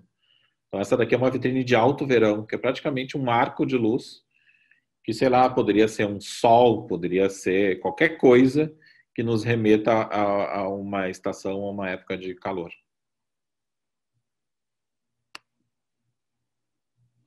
Essa daqui é uma de Natal. num fundo muito mais, ela não é uma vitrine padrão, então ela tem esse fundo tem muito mais área, né? As outras são muito mais próximas do vidro. Então a gente conseguiu fazer com que essa árvore que descia só lá no fundo pudesse trabalhar pelo piso e vir um pouco adiante, assim. Então tem vezes que a gente tem alguns desafios, porque como essa vitrine tinha uma profundidade muito longa, a árvore que ficava lá no fundo praticamente desaparecia. Então a gente tinha que criar algum elemento para trazer ela um pouco mais para frente. Ó, essa aqui é uma vitrine super simples também de Natal. É praticamente um cruzamento de duas chapas de acrílico com uma mangueira de luz enrolada loucamente em volta, assim, com alguns extensorzinhos que pudessem prender essa mangueira. Mas ela é praticamente uma árvore de Natal contemporânea, assim, uma árvore de Natal fora do padrão. E aqui eu vou só mostrar um pouquinho para vocês, a gente já está chegando ao fim, né? Já nos passamos bastante no tempo, mas mostrar um pouquinho para vocês as questões de produção, né? Que é legal entender e conhecer um pouco os bastidores. Olhem como uma simples vitrine de Natal que tinha 2, 3 cones, é praticamente dentro da fábrica um mar de cones, né? E todos pintados à mão, e todos têm que ser absolutamente iguais, absolutamente chegarem sem arranhão, sem nenhuma imperfeição, sem nenhum amassado. Esses cones, eles eram de um metal bem pesado. Então, a gente tentou fazer eles com plástico, com vidro, com uma série de elementos e nunca dava o efeito que a gente queria. Então, eles são feitos de metal mesmo. E daí a gente vai vendo. Essa daqui são a produção da árvore, aquela que vira passarinho. Então, vai virando assim um mar de coisas. A gente vai passando. Essa daqui era uma vitrine de paz, que ela simplesmente tinha uns cabos e uns colarinhos. Então a gente vai vendo o mar de colarinhos se formando no chão. E os colarinhos ainda tinham tamanhos diferentes. Essa daqui é aquela de mães ali que a gente falou um pouquinho, que é aquele coração. Se vocês olharem na primeira foto, à esquerda, olha o tamanho da pessoa lá no fundo, para vocês entenderem o que esses corações foram invadindo a fábrica.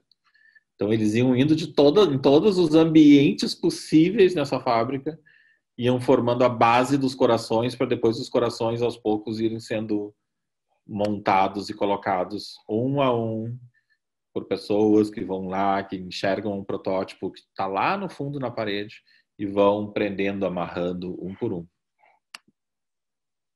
E aqui eu vou mostrar para vocês também uma lógica muito de uma mistura.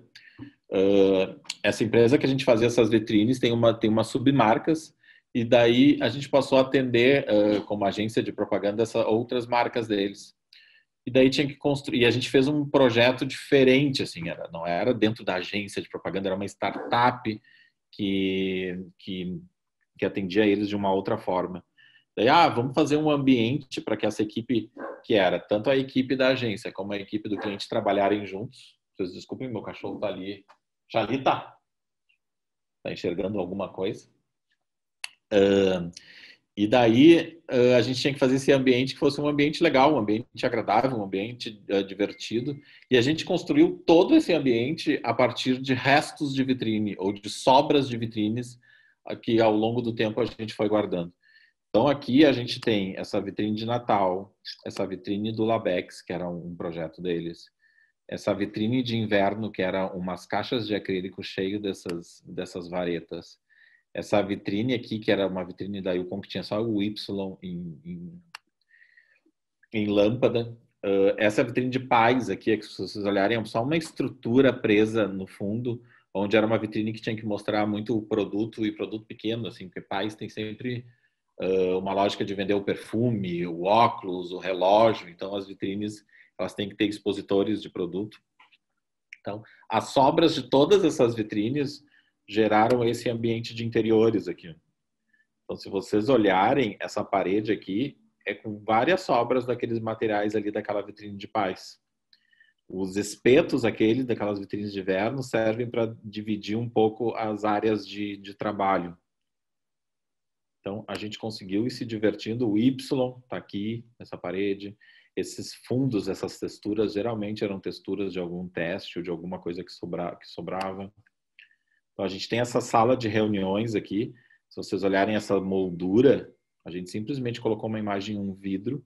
Ela era aquela moldura lá daquela vitrine de Natal, sabe, que as bolas ficavam penduradas, aonde passou a ser, viraram painéis para escrever. Então, podia escrever com caneta nesse vidro aqui e apagar de uma forma bem fácil e simples. Então, tinha muitos desses painéis espalhados por esse ambiente. Manequins que sobraram, um monte de coisa. Foi virando esse ambiente para atender a uma parte da própria conta deles, assim. Então, aqui a gente tem um reaproveitamento de material e uma lógica que acabou servindo para outros meios e cruza muito, né, essa lógica da cenografia e do design de interiores como arquitetura mesmo, né? Então, foi um projeto bem bom e feliz de fazer. E é por aqui, né, gente, para a gente não virar à noite, porque se vocês me deixarem, eu vou até amanhã de manhã mostrando coisas para vocês. Então, acho que essa era a última coisa que eu tinha para mostrar, que é essa mistura entre esses dois meios. Espero que não tenha sido muito corrido, porque eu engato uma primeira e saio falando. Espero que vocês tenham conseguido capturar alguma coisa. Ismael, foi simplesmente maravilhoso. Por mim, eu ficava mais horas aqui te ouvindo, porque realmente o conteúdo é muito rico, é um assunto bem extenso que nossa, tem muita informação, maravilhoso. Para mim, assim, como profissional da área, claro, eu não trabalho, né, nesta área, nessa especialidade, mas é assim demais, assim, é muito gratificante e realmente a gente vê assim que é um trabalho muito minucioso, né, um trabalho com muito cuidado. O briefing deve ser super importante, né? Porque eu acho que assim como no projeto de interiores, enfim, o briefing ele é tão importante que ele evita, né, retrabalhos, evita frustrações. Eu queria que tu só se tu puder dar uma palhinha assim como que é feito o briefing, enfim, a importância desse briefing, porque a gente também usa muito assim nessa questão de interiores, né, do mais tradicional residencial, tudo. O briefing, qual é a importância, assim? É ele que vai te dar a diretriz do teu trabalho, né? Ele dá a diretriz, ele que indica. Claro que tem aspectos que nos ajudam. O fato de a gente sempre percorrer ou ir atrás da sensação da estação, por exemplo, isso é um briefing permanente, isso nos ajuda. A gente sempre tem que passar uma sensação de inverno, dependendo da coleção. Mas o briefing do cliente, porque também, aqui eu mostrei um trabalho de 10 anos, né? E eu resumi, a gente já fez para esse cliente 600 vitrines ao longo desse tempo. Mas a cada ano, muita coisa muda, né? Os natais, os dias das mães, os invernos. E existe uma questão modal e uma questão de tendência também que... há uns anos atrás o minimalismo era, né? As vitrines eram um risquinho de luz. Não, hoje já tem uma questão de uma pegada de ter madeira, de ter um tramado, de puxar uma palha, porém elas têm que ser contemporâneas. Então a palha tu tem que usá-la de uma forma diferente. Então isso tudo se discute muito no briefing. Ele é um briefing que ele vai e vem várias vezes, assim, não é? O cliente não nos entrega um briefing e a gente sai criando. A gente lê, a gente interpreta, a gente devolve referências, a gente discute daquelas referências como é que aquilo evolui ou como é que aquilo... Existem referências que a gente mostra e diz, nem pensar, vocês estão loucos, não é por esse caminho. Entendi. Então, é a construção junto com o cliente também, né? Existe uma discussão, pelo menos no briefing, que é muito profunda. E uma das coisas também que a gente não apresenta 8 protótipos por insegurança, né? A gente apresenta 8 protótipos muito em função do cliente não aprovar um projeto anteriormente. Então, como se discute o briefing, ele olha direto e geralmente o tempo que a gente leva para fazer os protótipos come muito tempo do trabalho. Eu não tenho tempo, eu não posso errar, eu não posso ter daqueles... E daí tu não entendeu absolutamente nada do briefing, né? Se tu leva 8 projetos e nenhum deles está dentro do briefing, ou nenhum deles é porque realmente está tudo errado. Mas esse é um dos motivos da gente levar tantas opções e não levar uma ou duas. A gente mostra sem aprovar o projeto antes, e porque a partir dali uma daquelas tem que sair correndo para a produção e entregar. Entendi. E mais ou menos quanto tempo assim de antecedência vocês estudam essa troca de vitrina, enfim, como que funciona a questão de prazo de concepção? O tempo de concepção, em média, a gente tem uma lógica bem macro, assim, que é de 2 meses entre toda essa lógica de briefing, discussão e prototipagem. Então, em média, isso tem 2 meses. Geralmente, se tem 1 mês, 1 mês e meio para produzir tudo isso. E mais 1 mês para distribuir. Obviamente, elas trocam da noite para o dia, troca toda a rede. Mas, em média, tem esses meses, assim, que... Sim. A questão, por exemplo, agora a gente entra no verão e já entrando no verão, tu já tem o próximo briefing, enfim, da próxima estação, da próxima festa, né? Questão sazonal que a gente tem também, e assim vai indo. O tempo que acontece isso, em média, é 1 ano antes. Porque se a gente for pensar na lógica da moda, quando a gente entra com uma vitrine de inverno, a vitrine de inverno entra em fevereiro, né? A gente está no auge do verão. Então, para ela entrar em fevereiro, provavelmente tu começou a discutir, a produzir, a fazer no inverno de 1 ano antes, né? Então, ela entra em fevereiro, fica lá, fevereiro, março, abril, maio, enquanto ela já troca. Então, geralmente, é no final de uma estação que tu lança outra, né? Então... Sim. Não, e a questão também, que eu vejo também na questão de interiores, assim, é o cliente expor a verba que ele tem para aquele projeto, né? Então, tu já sai com uma verba que tu tem que trabalhar ali dentro daquela verba. E a gente também, os clientes, eles têm dificuldade em estar nos passando essa verba, porque o cliente acha que a gente vai fazer coisas, a gente só quer o mais caro, se ele diz 10 mil, a gente vai fazer 20, sabe, assim, então o cliente é muito receoso nessa questão de nos transmitir, dar essa transparência da verba, né, e isso causa também, às vezes, até uma frustração, porque ele não passando a verba, às vezes ele não tem noção de quanto que sai uma cozinha, de quanto que sai, enfim, um dormitório, causa frustração, porque a gente pode projetar algo e depois ele não vai conseguir nem executar. Então, essa questão de verba, né? Geralmente causa uma frustração, ou neles ou na gente, né? Se não tiver a verba. Total. Nos dois. Meu Deus, é muito além do que eu tenho para pagar, ou não. Tu poderia ter feito um projeto muito mais ousado ou muito maior do que o que tu apresentou, se tu tivesse realmente a verba certa. A gente Ou é aquele cliente que diz assim, não, eu não quero gastar muito, vamos fazer coisa simples, só quero um roupeirinho ali, uma caminha, um criado mudo. Aí tu faz um projeto simples, né? Conforme tu vai captando, assim, e aí chega lá e frustra ele na questão de não superar as expectativas dele, né? Então, essa transparência com o cliente é importante em todos os segmentos, né? Enfim, contigo e com a gente também, né? Porque a gente trabalha na materialização daquele projeto, né? E a gente precisa estar dentro do budget, enfim, da verba que o cliente tem, né? Senão... A gente trabalha com frustração o tempo inteiro, né? Senão nossa, do cliente, senão, então a gente tem que administrar isso e no meio de tudo isso tentar ser feliz.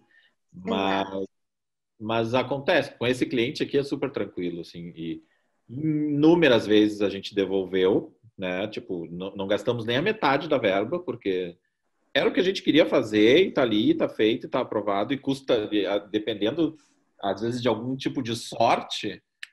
Eu tenho um fornecedor X tem um armazenamento de 100 mil chapas de acrílico, que ele não vai precisar trazer dos Estados Unidos, que o acrílico nos últimos 5 anos triplicou. Existem coisas assim que acontecem.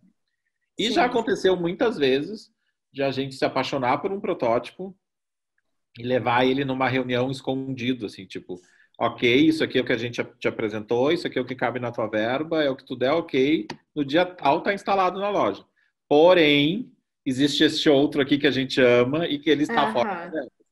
Então, muitas vezes o cliente, eu amei também, eu vou correr atrás de dinheiro para a gente viabilizar ele. E muitas vezes isso deu certo. Mas que legal. Esse olhar, né? A gente tem sempre que levar o dentro, né? Leva só o extra, o muito a mais ou muito a menos não funciona. Então, tu tem que...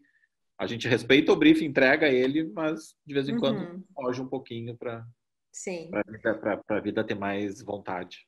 Não, eu e a Cris, a gente quer estagiar contigo, Ismael. Tem vaga?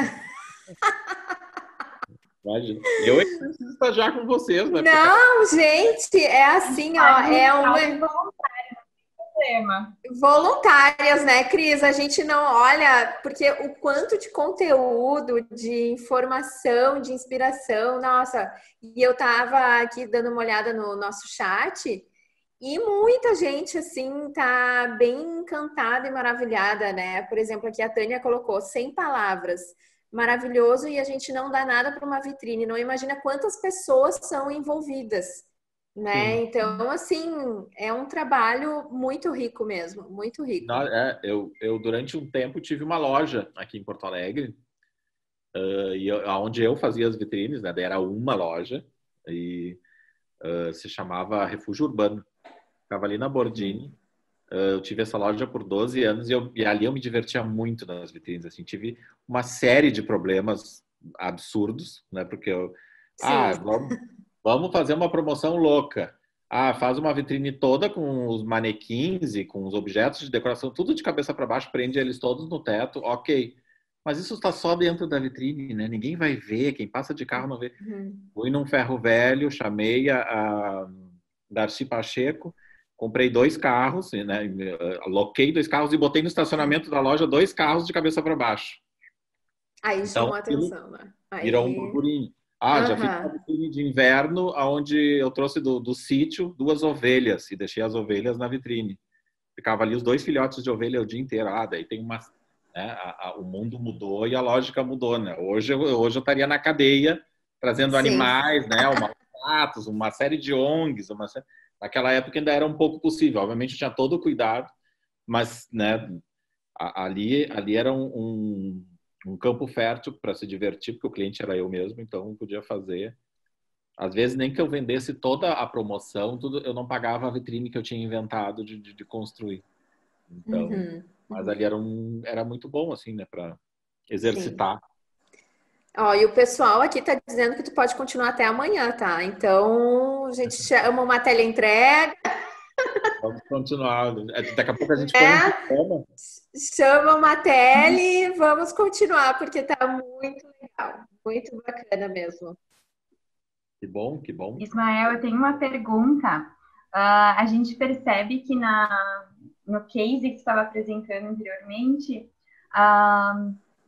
sofreu uma drástica mudança no conceito da vitrine, né?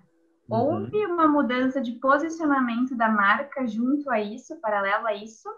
Ou não? Foi só uma mudança da apresentação da vitrine mesmo?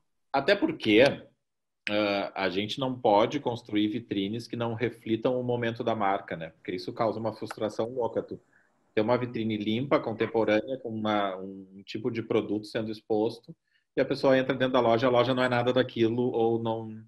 Então, com certeza, essa marca vem evoluindo muito em todas as suas entregas, tanto em qualidade de produto, no modo de atender, no modo de internamente, sabe, as divisórias, o jeito que a loja é disposta, como tu te movimenta dentro da loja, tudo é mais limpo, tudo é mais contemporâneo, nada tem tanta informação, não é pesado. Então, obviamente, as vitrines foram seguindo isso, assim, né? Elas foram sendo guiadas por isso, porque a gente olha que lá no início já houve momentos que eu fiz assim uma guirlanda, desde aquela, por exemplo, aquela ali de mães, que é uma vitrine que tem uma questão de um aconchego, de um carinho, de uma proximidade cheia de coisas de afeto. Hoje em dia, provavelmente aquilo ali não caberia mais, seria um coração de aço, porque, mas o aço é frio, o aço é mãe, não, porém o aço é uma mulher empoderada, é uma mulher que é forte, é uma mulher que vai à luta, sabe? Então, o mundo mudou também e isso tudo vai refletindo ao longo dessas lógicas de vitrine e de tudo, né? Então, sim, acompanha, sim, a lógica de mudança da empresa. Temos mais. O pessoal está perguntando se fica gravado depois em algum lugar. Sim, o evento vai ficar gravado no YouTube. Acho que amanhã já está disponível para visualização. Sim, agora o pessoal da ABD aqui respondeu. Eu fiquei um pouquinho ausente do evento, minha internet não colaborou aqui, mas acho que a Dani já fez as perguntas que tinham surgido aqui, né, Dani? Sim, tinha mais comentários elogiando e dizendo que o pessoal está realmente gostando bastante da palestra, do que perguntas mesmo, porque foi bem, bem rico. Muito bom. Que bom, gente. Será que é conteúdo para um cursinho, ou Ismael? Você sabe, né? Uma lógica prática. Já estou jogando aqui, né? O pessoal da BD tá aí, a gente tá aqui, tu tá aí, de repente já surge uma ideia. É um meio que as pessoas não, né, não têm não entendem nem como é que acontece, né?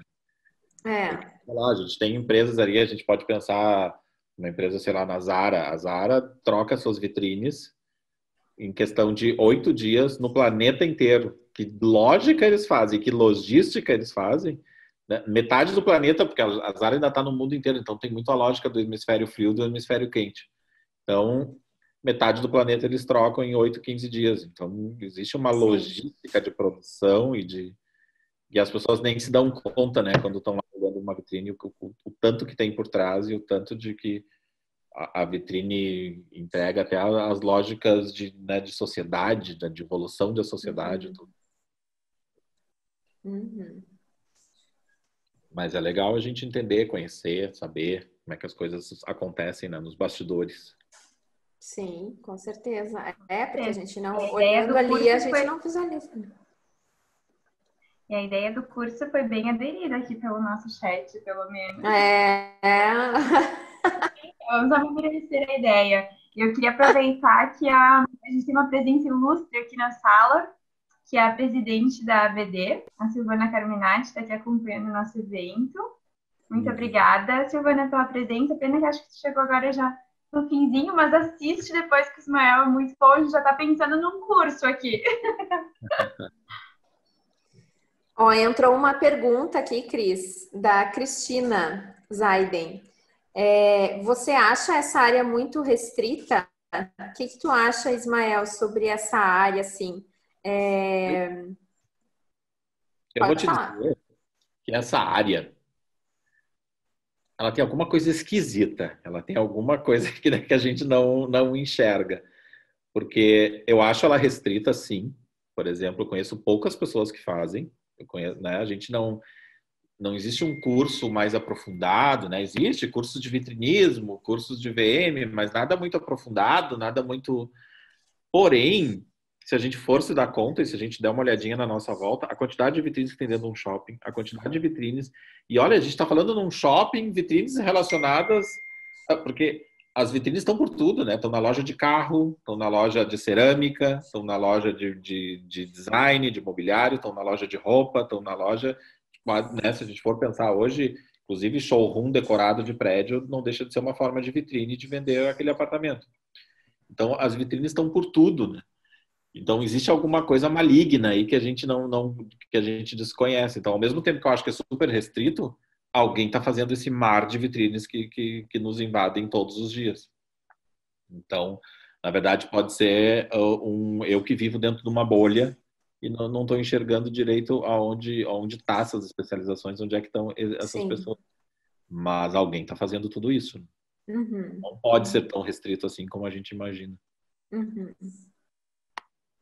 Até foi essa uma das nossas ideias dessa minissérie, para justamente porque não é tradicional, né? Não é assim algo que tem muitos profissionais que fazem. Então, realmente é para a gente abrir a cabeça, para as pessoas abrirem a cabeça, principalmente os estudantes também, começar já desde o início a pesquisar mais sobre as vertentes que o designer pode trabalhar, né? E não só no comercial, residencial, mas que tem um rico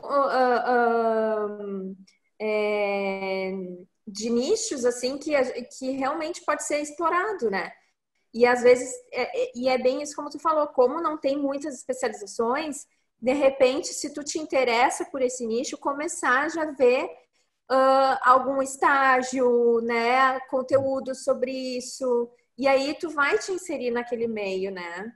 Então, acho que é bem importante. Essa minissérie realmente foi feita para isso, assim, para a gente sair da caixa, ver esses nichos não tradicionais, porque realmente falta essa sair da caixa, né? Abrir a mente e a cabeça para outras vertentes, né?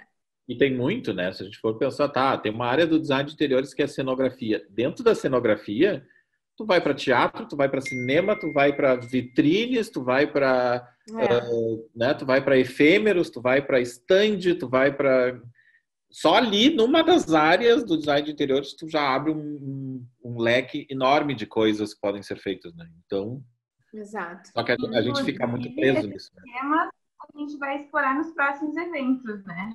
Puxando o gancho já. É verdade. Tá convidado para assistir também, para participar.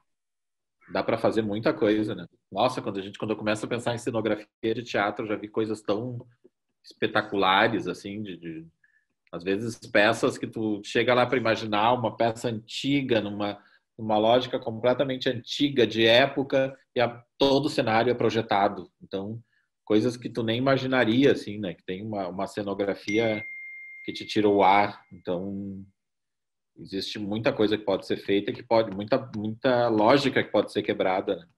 Uhum.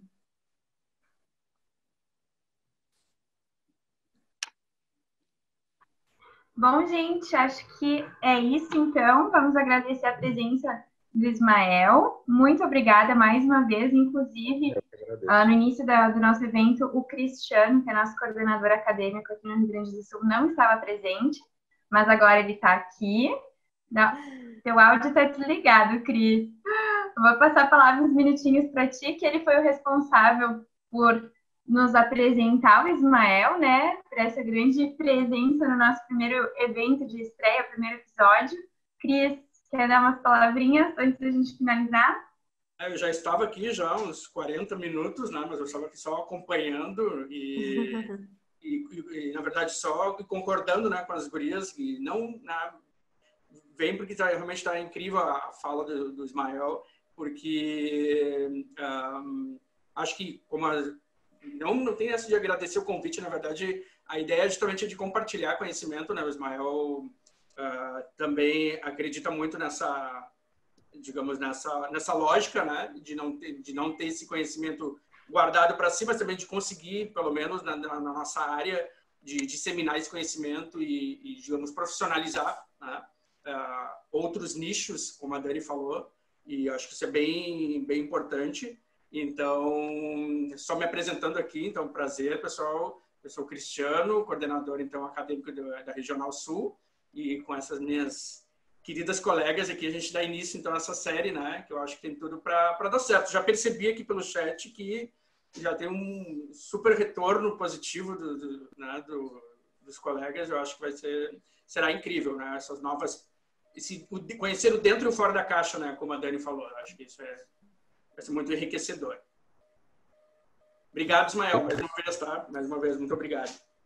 Obrigado a ti, meu mestre amado, que me ensina tanta coisa. Não, imagina. O professor mais amado do Rio Grande do Sul. É verdade, olha. Todo mundo precisa de um Cris na sua vida.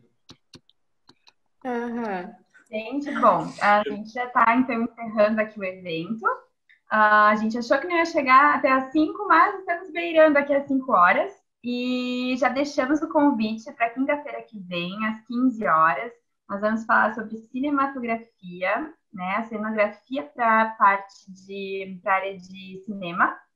Então, vai ser um evento bem bacana também, com outra convidada do Cris, né? O Cris está cheio de excelentes convidados na manga, cartas na manga. Fica aqui o convite, então. Muito obrigada pela presença de todos vocês que acompanharam o evento aqui desde o início, que chegaram mais tarde, mas conseguiram pegar o conteúdo principal. E, Ismael, mais uma vez, Muito obrigada. O que precisar da gente, nós estamos à disposição. E o evento vai ficar disponível no YouTube. Acho que a partir de amanhã já está disponível. Tá bem, não sei muito se alguém obrigado. mais quer falar alguma coisa. Muito obrigado a todos. Espero que tenha trazido um pouquinho de alegria para a tarde de vocês. Obrigada, Ismael. Obrigada, pessoal. Até mais, então.